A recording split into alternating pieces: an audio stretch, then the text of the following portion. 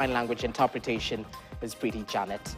To our top story tonight, where a wave of anxiety has gripped the education sector as it grapples with a major financial crisis following the government's admission that it lacks the full capacity to fund the country's free education program. National Treasury and Education Ministries are trading blame, while MPs are demanding answers, transparency and accountability for the billions allegedly lost in a system meant to uplift learners. Anne Musungu kickstarts our broadcast tonight. The Ministry of Finance revealed that funding for schools has been significantly slashed, directly affecting capitation grants to both primary and secondary schools.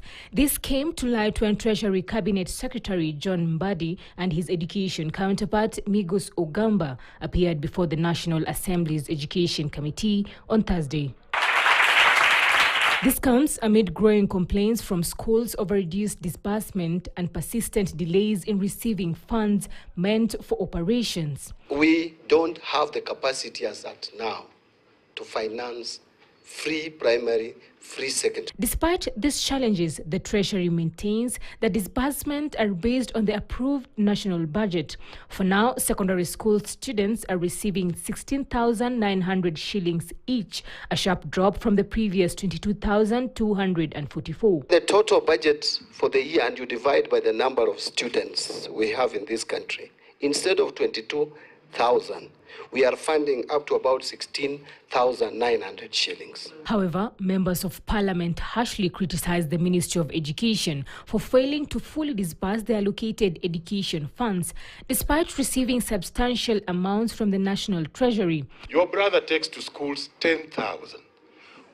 Already it's small. Why are you deducting money for infrastructure 5,000? You know, I have all the notes here.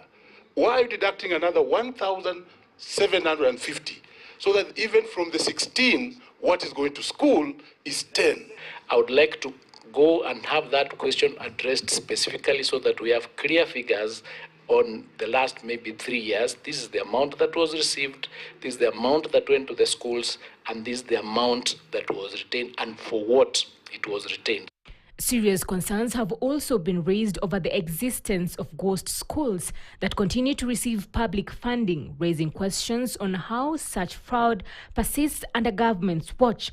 Ghost schools have received money that were never approved by this department, by this bunge. We have schools that have received as much as 50 million Kenya shillings that never came through this committee. For example, we talk about Bomet High School, received 50 million. Bomet High School does not exist, but you send this money through Tenwek.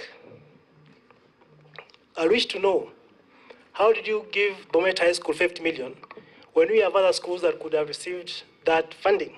On one hand, the government is grappling to sustain free education, while on the other hand, heavily funding non-existent schools. Is the government really leveraging its resources to sustain education?